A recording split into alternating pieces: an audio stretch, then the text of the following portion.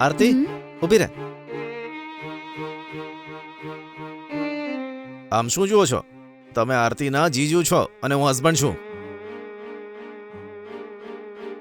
સવારના જાગ્યાથી રાતે ઊંઘતી વખતે અને ઊંઘમાં પણ આ તો તમારું જ રટણ કરે છે, જીજુ જીજુ બોલીને. તો મારું શું કામ છે? નંદુ, અત્યારે તારો પ્રોબ્લેમ શું છે? કેમ તમે એમની સાથે ગુસ્સાથી વાત કરો છો?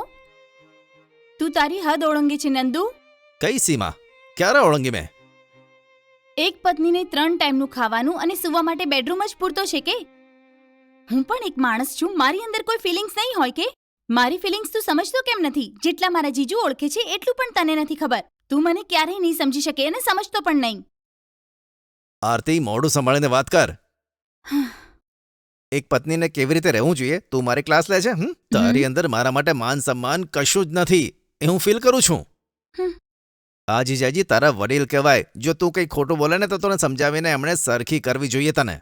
નંદુ, આ તો શું બોલે છે? તમે તમારું મોઢું બંધ રાખો.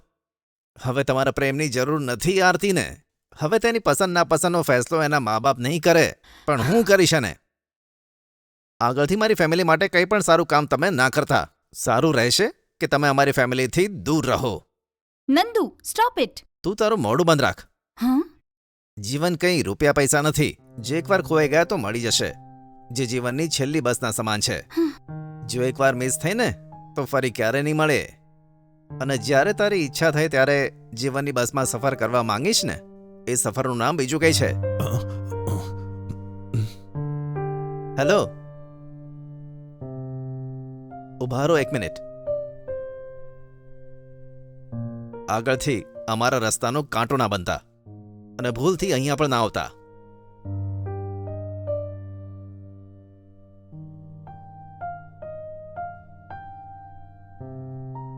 હમ?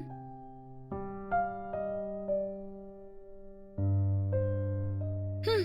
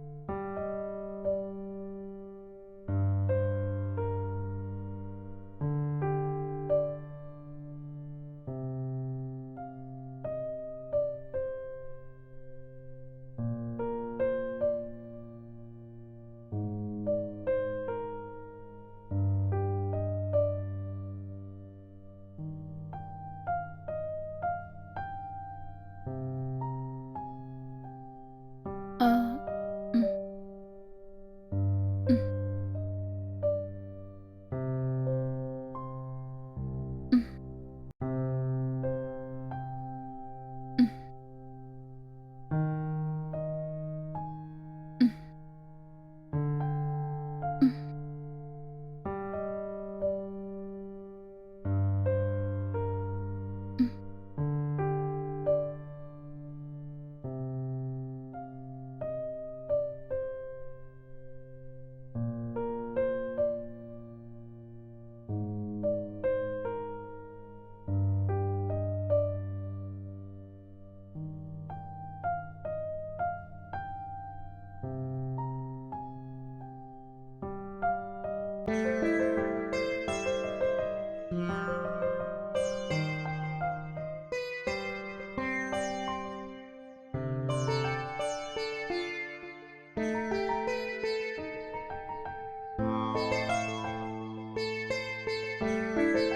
સ્વામીજી, બેસો દેવી. હા. પ્રણામ સ્વામીજી. બોલો દેવી, તમારી સમસ્યા શું છે? મારા પતિનું શરીર ખૂબ જ અશક્ત થઈ રહ્યું છે. થોડા દિવસથી વધારે પીને પોતાના શરીરને એમની જાતે બગાડી દીધું. જ્યારે એમને ડોક્ટર પાસે લઈ ગઈ તો ડોક્ટરે કહ્યું કે વધારે પીવાના લીધે લીવર ફેલ થઈ ગયું છે અને હવે અમે કંઈ નહીં કરી શકીએ એવું કીધું એમણે. શું કરું કંઈ પણ સમજ્યા વગર જ ઘરે જ એમનો ઈલાજ કરી રહી છું સ્વામીજી. તમારી મહિમા અપરંપાર છે એટલે જ હું તમને મળવા આવી છું. તમે જ મને કોઈ સાચો રસ્તો બતાવો સ્વામીજી.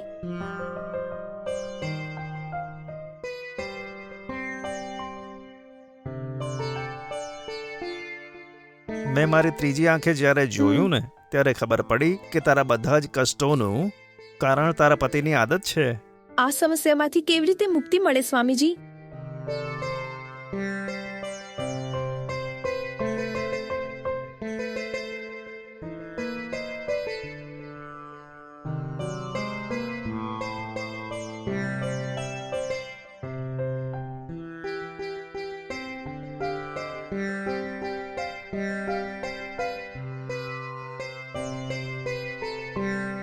ઓમ ક્રીમ ક્લીમ ઓમ હ્રીમ ક્લીમ ક્ષમા પક્ષ જ્વાલા. આ લે દેવી, આ કુમકુમને તારા પતિના આખા શરીરે લગાવજે. આ કુમકુમને તું સ્વયં 48 દિવસ ઉપવાસ કરીને મારા આશ્રમમાં પધારીને તું સ્વયં તેને લઈને પતિના શરીર પર લગાય. હા સારું સ્વામીજી, એમ જ કરીશ. તમને શું દક્ષિણા આપું સ્વામીજી? એની કોઈ આવશ્યકતા નથી. જ્યારે આવશ્યકતા હશે તો હું સ્વયં પૂછી લઈશ, હા, અને જ્યારે માંગીશ તો ના પાડ્યા વગર આપીશ ને. તમે જે પણ માગશો એ આપીશ સ્વામીજી. મારા માટે મારા પતિનું જીવન જ બધું છે. જો એ પહેલાની જેમ જ તંદુરસ્ત થઈ ગયા તો હું તમને જે પણ માગશો એ ખુશી ખુશી આપીશ. હવે મને રજા આપો સ્વામીજી.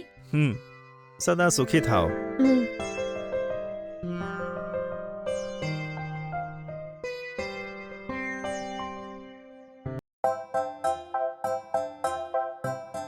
સ્વામીજી અહીંયા જ છે. સ્વામીજી. બેસો દેવી. પ્રણામ સ્વામીજી. બોલો દેવી. મારા પતિની હાલત એવી ને એવી જ છે સ્વામીજી. કોઈ ફાયદો નથી થયો સ્વામીજી. શું કરું એ મને સમજાતું નથી સ્વામીજી. આગળ શું કરું હવે તમે જ કહો સ્વામીજી.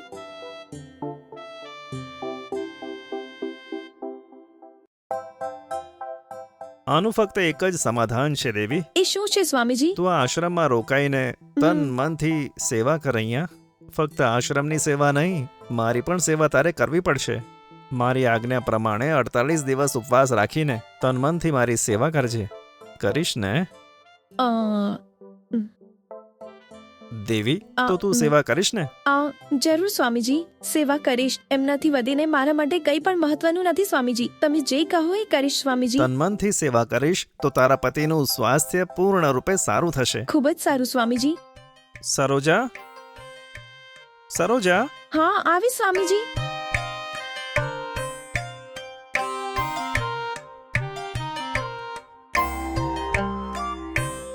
શું છે કહો સ્વામીજી? અહીંયા મારી પાસે બેસ ને.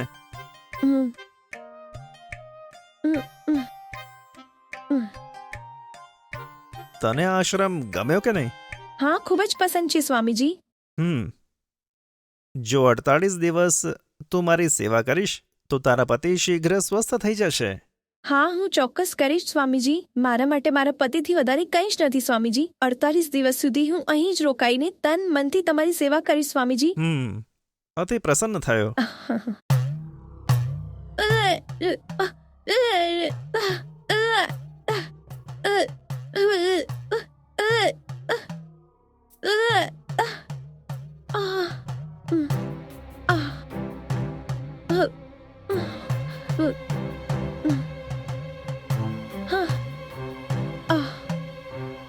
અરે બાપ રે!